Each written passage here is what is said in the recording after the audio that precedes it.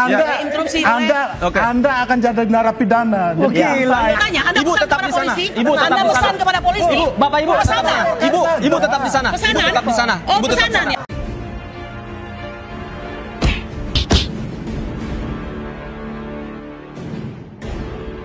Assalamualaikum warahmatullahi wabarakatuh. Om Swastiastu, Namo Buddhaya, salam kebajikan. Selamat pagi semuanya, sahabat-sahabat dimanapun juga berada. Kita sudah menyaksikan pengantar video di awal itu adalah drama yang sangat memalukan yang tersaji di layar TV nasional. Roy Suryo dan sang pengacara yang hari ini juga terlapor, yaitu pengacara Dr. Tipayah Ibu Kurnia, meledak emosinya dalam acara debat instruksi. Hanya karena satu kalimat tajam dari Sylvester Matutina yang mengatakan Anda bakal jadi tersangka. Seketika panggung debat langsung berubah jadi ajang kemarahan. Kurnia berdiri menunjuk-nunjuk bahkan berteriak lantang, Anda pesanan polisi ya.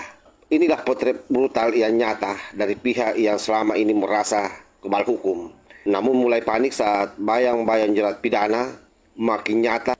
Apakah ini reaksi spontan atau bentuk kepanikan terencana? Kita lihat bagaimana video lengkapnya. Luar biasa adu argumentasi di panggung interupsi malam hari ini. Saya ke Bang Lekumanan terlebih dahulu deh. Pertanyaan Kurnia tadi, tolong dijawab. Legal standing Anda sebenarnya seperti apa? Legal standing kami SK Kumham dari organisasi Pradi Bersatu. Saya rasa, dan itu terdaftar di Kemenkumham. Saya rasa cukup itu untuk membuktikan kami sah sebagai pelapor. Ya kan? Emang butuh legal standing apa lagi kira-kira? Orang SK Kumham terdaftar organisasi kami. Saya mewakili seluruh advokat yang ada di organisasi saya. Oke, Anda mewakili Pradi Bersatu? Mewakili Pradi Bersatu. Oke, baik. Bu Kurnia? Begini ya, kita tuh harus luas pemikiran. Ini bukan soal legal standing yang Anda maksudkan. Kita itu tidak bisa sembarang mengadukan orang, ya. Harus paham dulu masalahnya ini apa, begitu ya. Kami ini petugas juga sama dengan polisi dan jaksa, Integrated Criminal Justice System, sedang ya meneliti perkara ijazah palsu. Dan perlu Anda ketahui, apakah Anda sudah tahu ada 2 orang korban di situ, ya, dihukum 6 tahun, yang oleh banding dan kasasi itu turun menjadi 2 tahun karena pasalnya tidak jadi pasal hoak tapi pasal kebencian. Kalau sudah kebencian itu kan sangat subjektif tuh, ya. Tapi orang ini dihukum tanpa pernah diperlihatkan ijazah asli Bapak Joko Widodo. Diminta oleh hakim untuk hadir, tidak pernah mau hadir, ya. Semua saksi, ada 30 orang, tidak pernah menyatakan menerima atau melihat daripada ijazah tersebut. Semuanya legalisir. Lah kalau ada legalisir berarti ada aslinya dong, tapi tidak mampu. Egy Sujana, Presiden TPUA, menanyakan kepada jaksa, kalau begitu mana aslinya? Tidak ada, Bang. Kami terima dari Pak Polisi hanya begini. Kalau begitu, bagaimana bisa naik jadi P21? Ini kekejaman, kezoliman luar biasa. Apakah karena dia seorang Jokowi? Ini begitu? betul ditanyakan. Ya. Dan jawabannya seperti itu. Ya, tidak seperti ada. itu. Karena ini dalam persidangan tidak ada ijazah aslinya. Ini kami hanya terima legalisir saja. 30 saksi itu, semuanya seperti itu. Anda bayangkan. Dan bisa dihukum orang, ya, 6 tahun dari dakwaan maksimal, tuntutan maksimal 10 tahun. Ya mungkin hakimnya nggak enak hati mau ngasih maksimal begitu. Ya? Baik. Itu yang saya maksudkan. Iya, jadi kalau mengenai makanya orang itu kalau menuduh seseorang ijazahnya palsu kah, KTP-nya palsu kah, sertifikat rumahnya palsu, harus megang buktinya dulu, bukan nanti penyidik yang mencari. Makanya, ya kan, waktu itu si Bambang Tri dan juga si Gus Nur itu mereka membuat podcast. Di situ mereka bersumpah bahwa ijazah Pak Jokowi palsu. Jangan disimpangkan, Bang Sylvester. Interupsi nih, jangan disimpangkan itu. Loh, memang begitu kenyataannya. Makanya akhirnya mereka dijatuhkan vonis bersalah. Salah sekali. Ya kan? Anda nggak mengerti. Loh, pengadilan menjatuhkan vonis bersalah untuk itu. Makanya sama yang Anda nggak sekarang. mengerti. Saya pengacaranya jadi nggak benar. Nggak benar. Itu tidak benar. Ini forumnya saya mengatakan tidak benar. Baca lagi. Baca lagi ya. Jangan ngomong dulu. Nanti konyol jadinya. Makanya Anda satu. Bapak Ibu Anda nggak paham. Satu-satu. Saya sudah dihukum. Anda masuk menang di sini. Satu-satu biar pemirsanya mengerti. Makanya kalau kekonyolan Anda itu salah. Makanya kemarin itu, Bang, gugatan mengenai ijazah palsu ini ya kan tanpa dilampirkan apapun ijazah aslinya ditolak atau NO.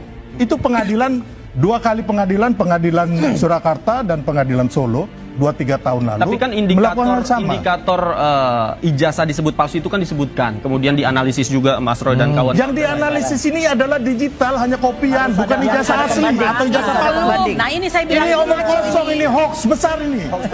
Ya kosong. Ijazahnya Nggak itu bisa, yang Mas, kosong. Bang.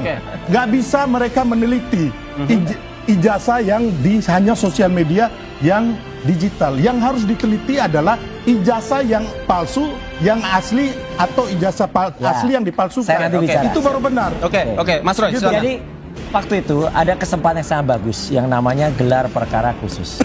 Yang dibayangkan oleh kita dan juga yang dibayangkan oleh masyarakat Indonesia ketika gelar perkara khusus itu adalah waktu itu berarti disajikan semuanya bukti-bukti Di Barreskrim. Di Barreskrim. Ya, jangankan disajikan secara aslinya atau analognya, disajikan digitalnya saja tidak. Padahal kami sudah mempresentasikan dan file itu banyak bisa diakses di mana-mana. Kami mempertunjukkan ini loh ijazah yang dikatakan ditunjukkan oleh Barreskrim sendiri.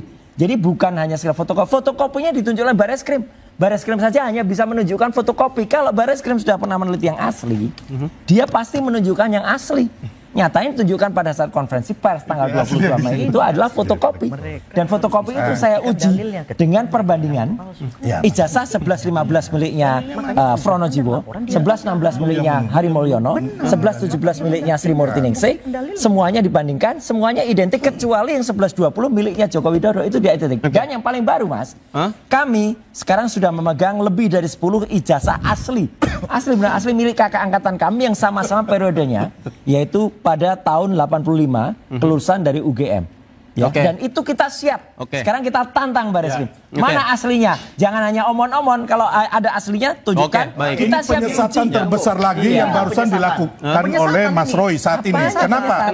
Waktu disita oleh Barreskrim Mabes Polri itu ijazah aslinya. Makanya waktu konferensi pers itu ditunjukkan fotokopinya dan di sampingnya foto ijazah aslinya. Dan waktu itu juga ya kan sudah ada kan barang bukti ini penerimaan untuk di ijazah aslinya. Itu Mas Roy. Gak ada. Ya, jadi ini penyesatan. Bukan Ini penyesatan. orang suka menyesatkan gini. Makanya yang menyesatkan Sylvester gak ngerti. nggak mungkin dong saya menyesatkan. Saya bukan tertuduh. Anda akan jadi narapidana. Gila. Jadi saya keberatan saya kasih dengan tahu ya. Saya kasih tahu ya. Saya keberatan. Host saya keberatan. Dasarnya apa? Jadi saya kasih tahu ini. Anda akan menjadi narapidana. Sebentar. Sebentar. Bang Sylvester tetap di sana. Ibu Kurnia. Ibu. Saya mau tanya, Anda Ibu pesan tetap kepada di sana. polisi? Ibu tetap Anda di sana. pesan kepada polisi? Bapak Ibu tetap di sana.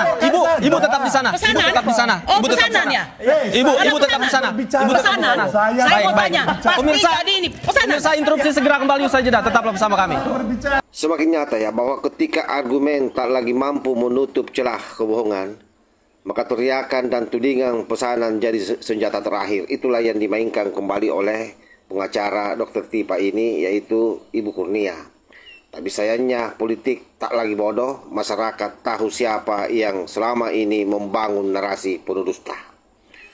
Roy Suryo, Kurnia, dan kelompoknya mungkin bisa saja mengamuk di studio, tapi di ruang hukum nanti mereka akan berhadapan dengan bukti, data, dan konsekuensi. Pertanyaannya saya kira tinggal satu.